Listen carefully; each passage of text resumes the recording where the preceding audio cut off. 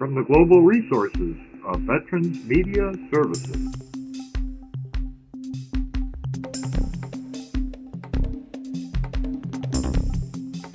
This is Veterans Newsline with Dave Rival.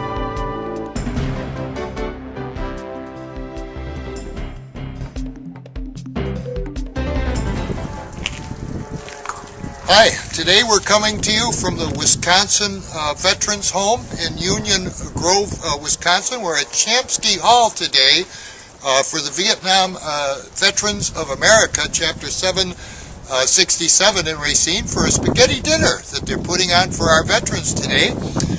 We're going to be talking with those folks. We're going to be having a look at today's events, and we're going to be talking about some important issues that our veterans who are residents out here are facing today.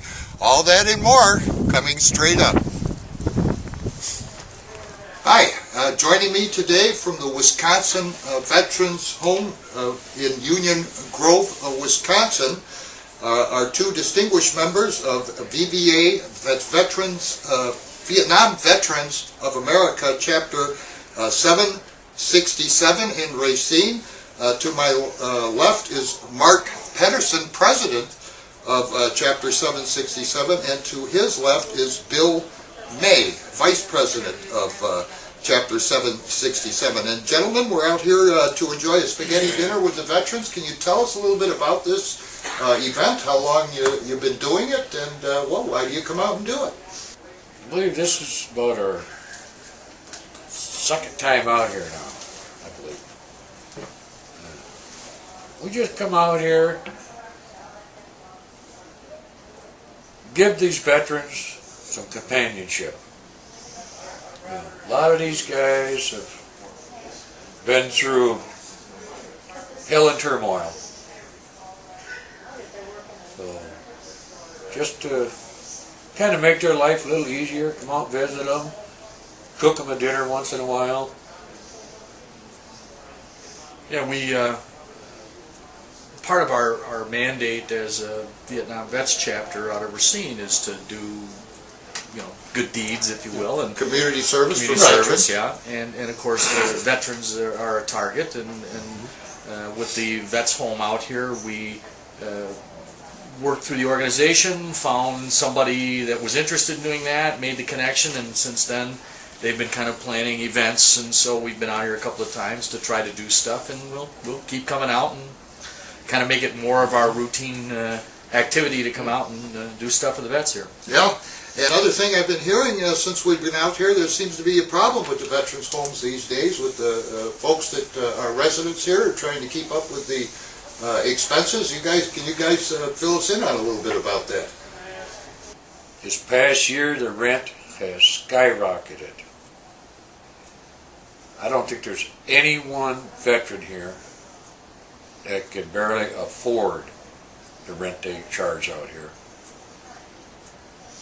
I think what happened too is this kind of got caught up with the Department of Veterans Affairs with the change in command with John Skokas and I forget what Black's first name is, but there was a changing of the guard there, and about that time the notification came out that they're going to have to increase the cost of living to the vets living out here, and quite frankly the raise caused a lot of additional hardship for the vets, and I know a couple of people that had to take their family members out of here because bang for the buck, it just wasn't what it should have been for the vets. So I think some of what's going on out here is tied up in the state department as to what they're going to do and how they're going to do it going forward.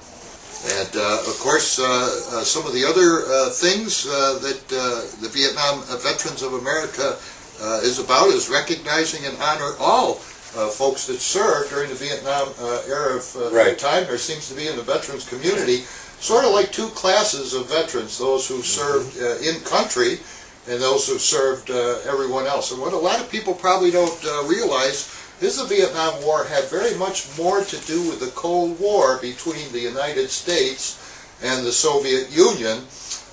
Most people think it was just a civil war between the North and the South, and America just kind of got involved with that, but it really was about the Cold War and the advancement worldwide of communism. And of course our brothers who served in Europe and Alaska and everywhere else kind of played a hand in helping that war effort just as much as the folks that served in country. Boots on the ground are boots on the ground. Yep. All the way back here, we all took the same oath. We all went in, and we all it could have been in harm's way at any time. So, like, not only this conflict, war, but the same with others. Sure. There's always that. Korea. Well, same thing. Yes, the ultimate sacrifice, of course, the people that lost their lives, and then, well, then there's the folks that are wounded. They're kind of, different. They have different needs and different issues, and then people who were wounded there, and then the people who were wounded later, whose issues showed up later in life. And let's not forget when people came home from no matter where they served. The way they were treated. We got the same reception, didn't we? Yeah. Vietnam vets were spit on, cursed at. Sure, and it didn't. Called baby killers. And the public just really didn't distinguish. They just saw the uniform, and right away we had this problem. So education, of course, would be another part of the Vietnam Veterans of America's mission, to educate the public that we are all united when our services go to war. And we don't have multiple classes of veterans. Everybody's service is just as honorable and as everybody else's. If I may, a couple of the things you asked about that the chapter's involved with. Aside from the honor guard, we have our color guard. Yep, color guard. Which again is active when we do parades and such. We do the remembrance table at a number of different ceremonies, Veterans Day and Memorial Day most notably, where we have a reading that we perform and a ceremony that we perform that reminds people of the POWMIA circumstance, of course, which is a key area highlighted a lot by the Vietnam era vets. We also do, we're very dominant in an event in Racine called Thoughts for Food. Yeah. It's a big fundraising event for the area food pantries. We have 10 bars, 40 bands, and we throw a real nice party the first Saturday of every March, and people bring and donate $10 and 2 perishable, non-perishable food items. And over the 19 years that we've done that, we've managed to put over $250,000 into the food bank, and certainly a significant amount of food. So another type of community event that we're involved in. Wow, that's great. This seems like a very active group. And for the folks watching at home, if they want to find out more about the Vietnam Veterans of America, how can they do that? Well, our meeting is the first Sunday of every month at the Veterans Legacy Center, 810 Main Street, Racine. They have an SOS breakfast going on just before the meeting, so you can come in, get a little breakfast, come and visit with us and see what we're all about. And if you're interested, come back again. Well, Mark and Bill, thank you very much for taking some time out to talk with us, chat with us today. And so why don't we go and have a look. We'll be doing a few more interviews, and then we're going to have a look at what's happening here today at today's event. Thank you. Thank you.